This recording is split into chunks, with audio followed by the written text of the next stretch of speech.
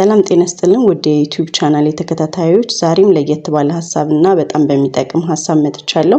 ለቻናሉ አዲስ ከሆናችሁ ቤተሰብ እንድንሆን ሰብስክራይብ በማድረግ እንድትጀምሩ እያልኩ ቪዲዮን ከወደዳችሁ ደግሞ ላይክ፣ ኮሜንት፣ ሼር በማድረግ አበረታቱኝና ለሌሎች ሰዎችም እንዲደርስ አድርጉ። በዛሬው ቪዲዮዬ ሁለት ጥንዶች ትዳር ውስጥ ከመግባታቸው በፊትም ሆነ ከገቡ በኋላ ልብ ሊሏቸውና ሊያውቋቸው የሚገቡ ነጥቦችን እናያለን።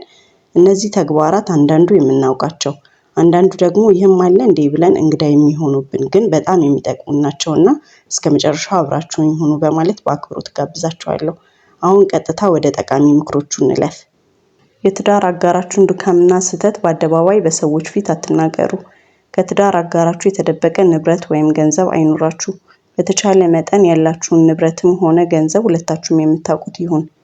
ሁለታችሁ ብቻ በአንድነት የምታሳልፉት ምርጥ ቀን ይኑራችሁ። ይህን ደግሞ በቤታችሁ፣ በመናፈሻ ቦታ እንዲሁም አቅማችሁ በፈቀደበት መንገድ ልታደርጉት ትችላላችሁ። ሁለቱም ጥንዶች ከመሰዳደብና ከመተቻቸት ብሎም ከመነቃቀፍና አንዳቸው ሌላውን ከሌሎች ሰዎች የትዳር አጋር ጋር በማነጻጸርና አሳንሶ በማቅረብ የበታችነት እንዲሰማው ወይም እንዲሰማት ከማድረግና እንዲህ ባለው አካሄድ እየተመላለሱ አንዳቸው ሌላውን ከማጥቃት መቆጠብ አለባቸው። ጥንዶቹ ምንም ነገር በምንም መልኩ አንዳቸው ከሌላው ተደብቀው በግልም ይሁን ከሌላ ሰው ጋር መልካም ነገር እንኳን ቢሆን በራስ ውሳኔ ተነስተው ማድረግ የለባቸውም። ምክንያቱም ይህ አይነቱ ልምምድ አንድነታቸውንና መተማመናቸውን ይሸረሽራል።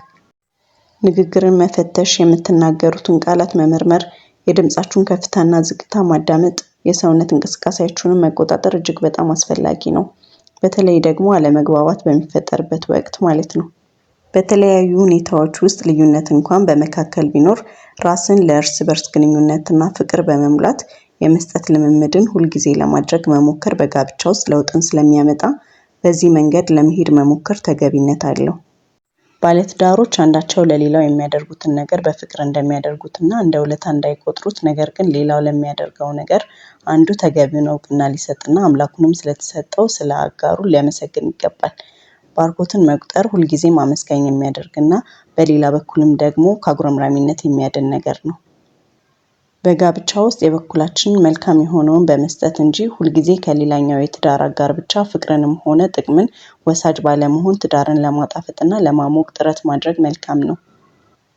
የትዳር አጋራችሁ ደስ የሚላትን ወይም ደስ የሚለውን የምጠላውንና የሚጠላውን ለማወቅ ጣሩ። ጥንዶች ንግግራቸው ወይም ከአንደበታቸው የሚወጣው ቃል የሚያንጽና የሚሰሙትን ሰዎች የሚያበረታ ሊሆን ይገባል እንጂ የሚያሳዝንና የሚሰብር ሊሆን አይገባም። ፍቅር ድካምን የመሸፈን አቅም አለውና የትዳር ጓደኛሞች በትዕግስት በመሆን የእያንዳንዳቸውን ድካም ሊቀባበሉ እንጂ በድካማቸው ጣት ሊጠቋቆሙ አይገባም። እያንዳንዱን ድካምና ስህተት ለመፍታት ስንፈልግ ለራሳችን እንዲሁም በምንፈልገው መንገድ የሌላውንም ችግር እንዲሁ ለመፍታት እንሞክር። ያልተግባባችሁበትን ጉዳይ ይዛችሁ በሰዎችና በልጆቻችሁ ፊት ለፊት በመጨቃጨቅ አትግለጡት። የትዳር አጋራችሁን ለመረዳት ራሳችሁን በመስጠት ለመትጋት ሞክሩ። የህመም ችግር ኖሮ ወይም ለጸሎት ተስማምታችሁ ጾም ጸሎት ይዛችሁ ካልሆነ በቀር የግብረ ስጋ ግንኙነት ለማድረግ አትከላከሉ። ችግር ካለ በግልጽነት ተነጋገሩ። መፍትሄን ለማግኘትም በምትችሉት ሁሉ ሞክሩ። ባሎችም ሆኑ ሚስቶች የትዳር አጋራቸውንም ሆነ የቤተሰቡን ሚስጥር ለሌላ ሶስተኛ ወገን ለሆነ አካል ማካፈል የለባቸውም።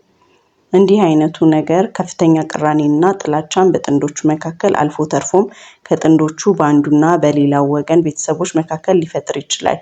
እንደ ጠላት መታየትንም ሊያመጣ ይችላል። ራሳችሁን ስለ ትዳር አጋራችሁና ስለ ኑሯችሁ ስትሉ ለመለወጥ ሞክሩ። ምናልባት ቁጡ፣ የምትጮሁ ተናጋሪ ሆናችሁ እኔ ንግግሬን መለወጥ በጭራሽ አልችልም ትሉ ይሆናል። ነገር ግን ፈቃደኛ ከሆናችሁ ይህ አይነቱ የንግግር ዘይቤ ወይም ባህሪ ሊቀየር የሚችል እንደሆነና ምርጫችሁ እንደሆነ ልታውቁ ይገባል።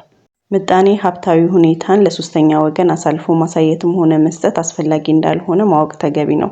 ሰዎችን በችግራቸው ጊዜ ልንደርስላቸው ይገባል። ሆኖም ግን አንዳንድ ሰዎች የሰዎችን ገንዘብ ተጠቅመው የማደግ ህልም አላቸውና ይህም የባለትዳሮቹን የትዳራቸውን ኑሮ ወደሚያናጋ ወዳልተፈለገ ችግር ስለሚከታቸው መጠንቀቅ አስፈላጊ ነው።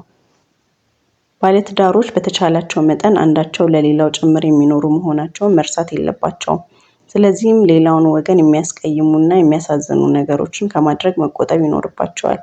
ለምሳሌ በነገሮች ላይ ቁጥብ መሆን፣ ብዙ ከመናገር ይልቅ ሰዎችን በተገቢው መንገድ ማዳመጥ፣ የግል ንጽህናን በአግባቡ መጠበቅ፣ የሌላውን ጉዳት በቸልታ አለማለፍና ማስተካከል የሚገባውን ነገር ፈጥኖ ማስተካከልና ወዘተ ተገቢነት ያላቸው ነገሮች መሆናቸውን መገንዘብና በዚሁ መልኩ ለሌላውም ጭምር መኖርን እውን ማድረግ ይጠበቅባቸዋል።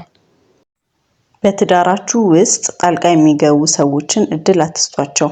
በተቻላችሁ መጠን ሌላ ሶስተኛ ወገን ሳይገባ ችግራችሁን ወይም ያልተግባባችሁበትን ነገር ከትዳር አጋራችሁ ጋር በመሆን ለመፍታት ሞክሩ። ባለትዳሮች ከተቃራኒ ጾታ ጋር የተለየ ቅርርቦች ማድረግም ሆነ በተለየ መልኩ መገናኘት በሰዎች ሕሊና ውስጥ ጥያቄ የሚያስነሳ ስለሆነ ያገባች ሴት ካላገባችሁ ወይም በተለያየ አጋጣሚ ካወቀችው ሰው ጋር ቀረቤታ ሊኖራት አይገባም። በተመሳሳይ መልኩ ባሎችም ይህንን ጾታዊ ርቀት መጠበቅ ይኖርባቸዋል።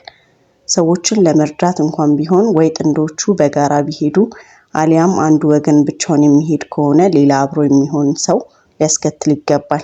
ይህ በአንድ በኩል የሌላውን አእምሮ መጠበቅ ሲሆን፣ በሌላ በኩል ደግሞ ራስንም ሆነ ሊረዳ ወይም ልትረዳ የሚመጣውን ወይም የምትመጣውን ተቃራኒ ጾታ ከፈተና መጠበቅም ጭምር ነው። ርቀትን መጠበቅ ከጭቅጭቅና ቤትን ከማፍረስ የሚጠብቅ ነገር ነው። ውድ የዩቲዩብ ቻናል ተከታታዮች እንግዲህ ለዛሬ ለባለትዳሮች የሚጠቅሙ ምክሮች ብዬ ያቀረብኩላችሁ ይህን ይመስል ነበር። እስከ መጨረሻው ስለተከታተላችሁን ከልብ አመሰግናለሁ። ቀጣይ በሌላ በአስተማሪ ቪዲዮ እስከምንገናኝ መልካም ጊዜ፣ መልካም ቆይታ ይሁንላችሁ። ቻው።